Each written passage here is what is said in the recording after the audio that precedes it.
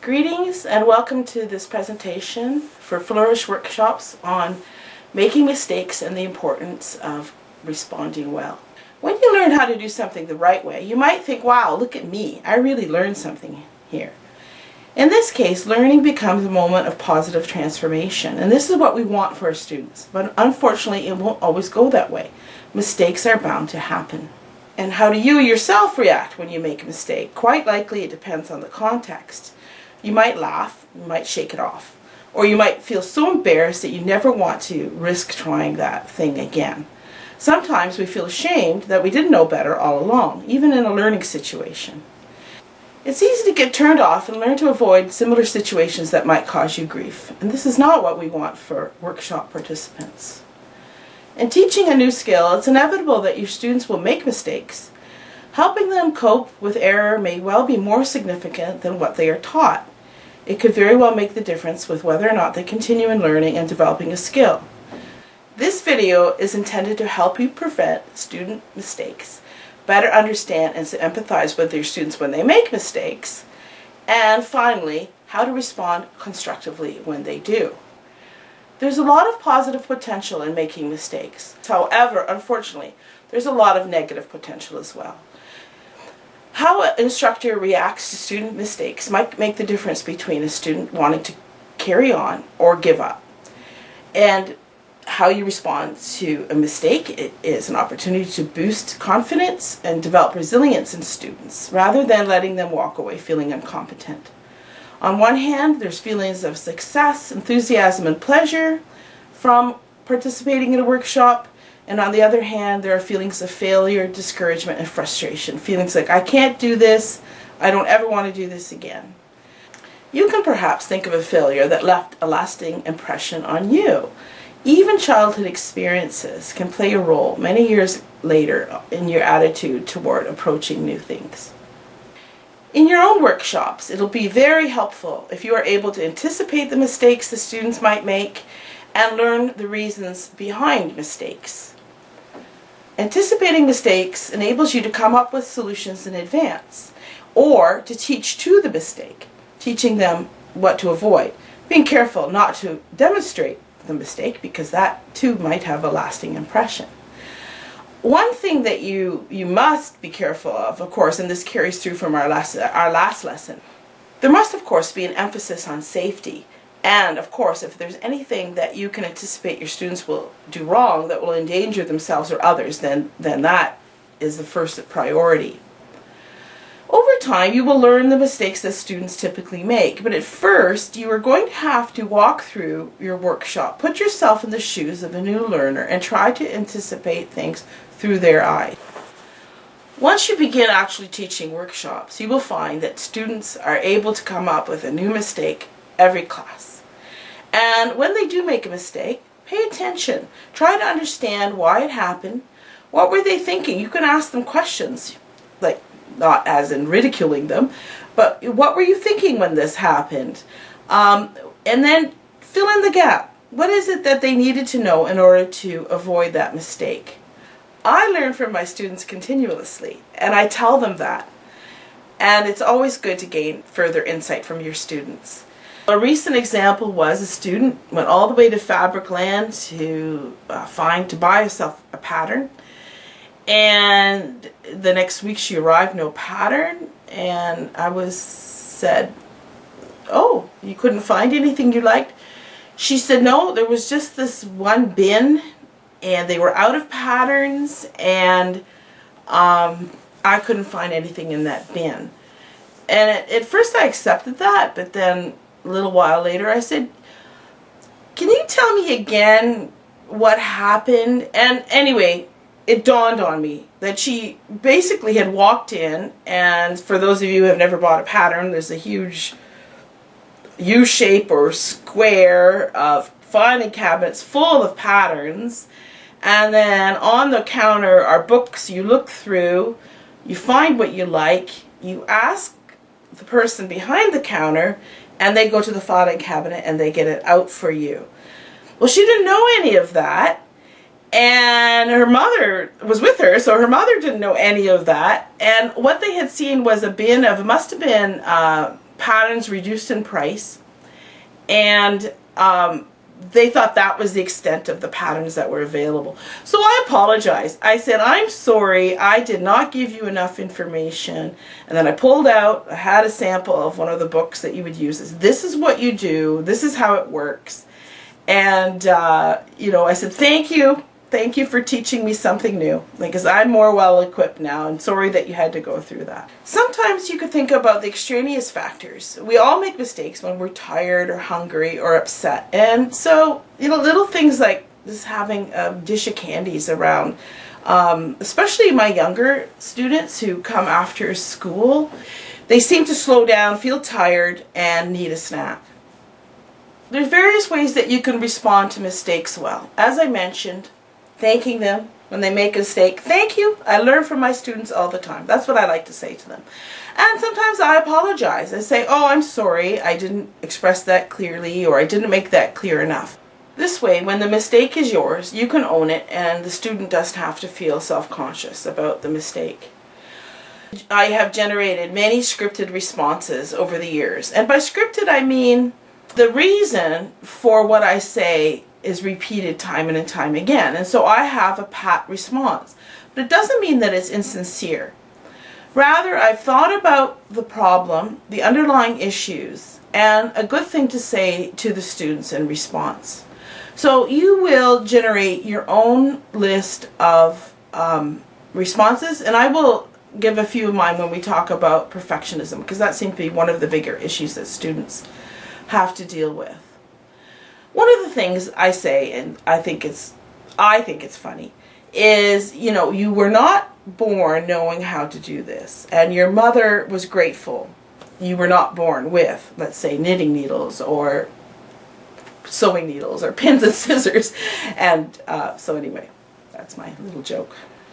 One of the challenges that you'll face in dealing with mistakes is the issue of comparison. As students will have a tendency to look around and see what others are doing and compare themselves, and then feel all the more embarrassed if they do something wrong. And that is because, I've read this and I think it makes a lot of sense, we tend to undermarket ourselves, and we tend to overemphasize our own mistakes. And in contrast, we tend to overmarket others. So the example I read was that you're in a room before an interview and you're looking around at all the candidates, and each person you look at, you identify a certain strength. Well, what happens is that you then compare yourself collectively to that whole group, and end up undermining your own confidence. So seeing that this is something that we tend to do anyway, it's really important to avoid measuring students against each other, comparing their work, even in an innocent way. And yet this is a balancing act, because it's also good to point out a student's strength to them, because that student may otherwise never be aware of that strength. So when you're doing that, then another student might automatically make comparisons, but sometimes that's a risk that you need to make. Now, one of the largest challenges I think that we face in a workshop situation is the challenge of perfectionism. There's a lot of things that you can do and say to try and battle perfectionism. One of the first things is just realize perfectionism is not necessarily a good thing. Societally, we tend to think of it as an asset. Oh, I'm a real perfectionist. However, it can also really undermine students and their success. So some of the things that you can do is you can set expectations and preface mistakes and say things like, I don't expect you to get this perfect. This project is designed, you don't need to be perfect. That's not what's important now. And I sometimes jokingly say, I hope you make lots of mistakes, because that's how you're going to get a really good value out of this class, because that's when I get to teach and you get to learn and you can feel like you're moving forward. Perfectionism, though, can be perhaps a tricky or sensitive thing. One of my students informed me that she had learned in counseling that perfectionism is grounded in shame. So I don't know about that, but I believe that, because it's a very difficult thing for students to shake. So the more that you can help them to relax and to emphasize different things. So for example, I say, well, accuracy is important. Accuracy would be very helpful here. Or, you want to do quality work, but I'm going to show you different levels of what you could do, and you choose. You don't need to be a perfectionist. And there's sometimes, some of the things I tell you, you can actually skip. So in terms of perfectionism, some of my favorite sayings are, perfect is for next time. And let's not worry about that now. This is good quality, and I'm sure you will get better as you go along with practice. But right now, you're never going to notice that one little deviation. Perfect is for next time. Let's move on. Another expression I used was, it was with a French-speaking student. So I'm not French-speaking, but together we developed this saying. It was charmant, mais ne pas parfait. Charming, but not perfect.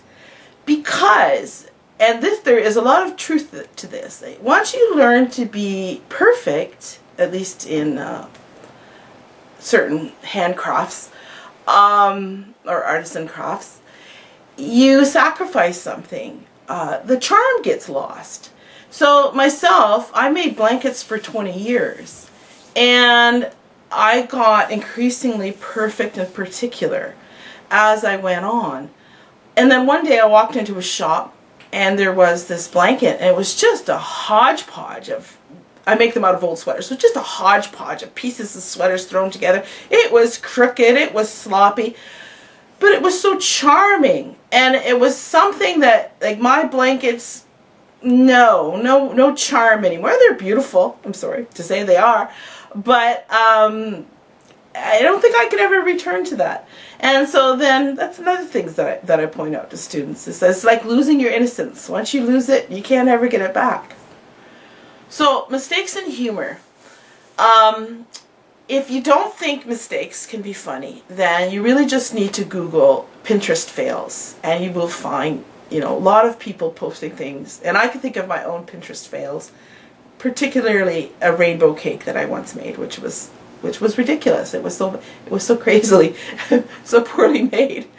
So when it comes to your students, it might go without saying, but it's important to say it anyway. There's a big difference between laughing with your student and laughing at your student. And especially as a first-time instructor, you might find yourself nervous, and that's a response I often give, is I laugh at something. And then it turns out to be inappropriate. So it's good to be sensitive to your students. You need to learn your students' personality. Don't start out joking with them. Wait and see how they feel about their own work and their attitudes to it. You can do things like share your own embarrassments related to learning, things that you've done in the past, and I don't think I'm the exception, that there will always be examples for those things. So the key is humor and not ridicule, because it's your responsibility as an instructor to provide a safe space for risk-taking. Risk-taking is required for being creative, and you need to let your students know that you take them seriously. But at the same time, it doesn't hurt to help them learn to take themselves a little less seriously and learn to joke about their mistakes. Mistakes are actually important for learning. The brain learns better from making mistakes and correcting them than from not making any mistakes in the first place. And we'll talk in a moment about allowing students a little bit of struggle time, so that you're not there automatically with the answer, but you allow them to struggle through an error or even a process on their own. But it's also very important to undo a mistake if a student learns something the wrong way the first time. So my husband taught guitar for many years, and he noticed a real difference when internet learning became popular, because students would come having learned to play a certain way, and he found it much more challenging as a teacher to have to undo that mistake than if he was just teaching it from scratch.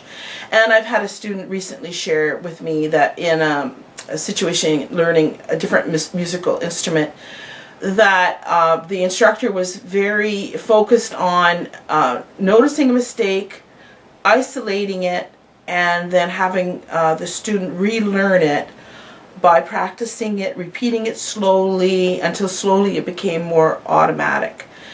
And I learned in a classroom of 30 students who were sewing that there was one thing that I wanted in their muscle memory that made all the difference in the world in terms of me being able to teach or me running around and fixing machines. And so it was interesting because one time at the end of a beginner lesson, the student said to me, "What's the most important thing I learned today?" And I'm sure she was not anticipating me saying, making sure the needle stops in the right position before you take your work out from under the machine. So those of you who don't sew, I don't expect you to know what that means, but it's an example of muscle memory where you just want to get that technique right, and it saves, it can really make the difference between ever wanting to sew again or not.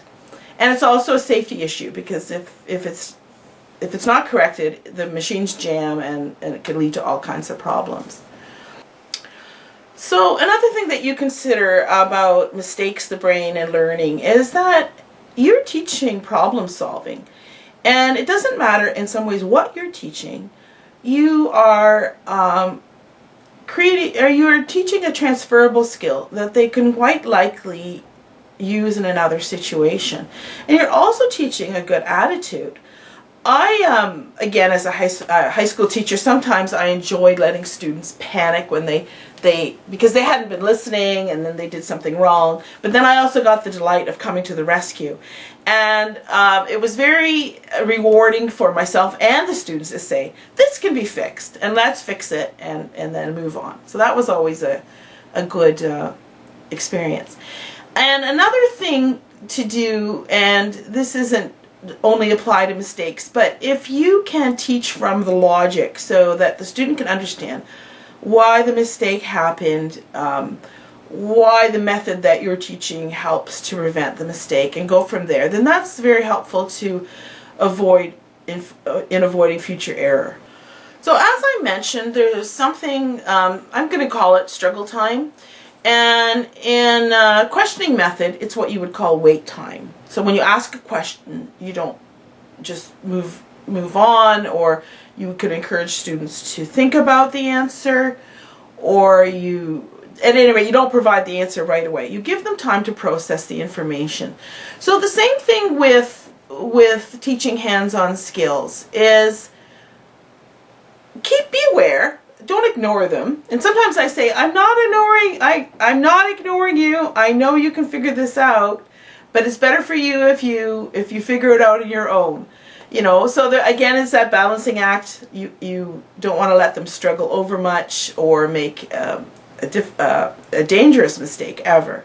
But it also is good to let them struggle a little bit. And there's a difference between deer in the headlights and needing help. I ignore deer in the headlights. I just let them go ahead because I know in a few minutes they'll go, oh, I was able to do this. So it's pretty good.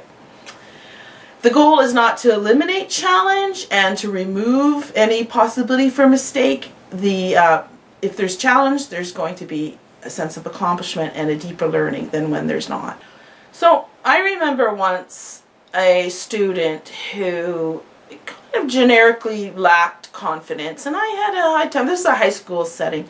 I had a difficult time getting her to produce work, and then one day she did, and it was something that needed to be turned inside out and flattened, and it was a pocket, and so she constructed her pocket. She turned it out inside out, and it was like a little puff ball, and she just threw it on the table and said, I can't do anything right. And I said, well, just wait a minute. Let's take a look here. And so I took it, and all I did was process it a bit further, some trimming and some little techniques. And it was fine. And she was amazed because that was her, that was her mindset, that she just couldn't do anything wrong. So those moments are powerful. I'm sorry, it was just a pocket, but it's powerful. And you will experience this as well with your students. These just gratifying moments when you see them grow and develop. And it's great. So thank you for listening. And just in winding up, remember that the only people who never fail or make mistakes are also the ones who never try something new. That's the safest place to be. So you are here, this workshop. Your students are going to be attending your workshop, and I commend you for starting out on this path of developing your own Flourish workshop. And I know that you're going to make mistakes, but it's through remaining positive, open, and flexible that you can transform mistakes into learning for yourself and for your students. I wish you well.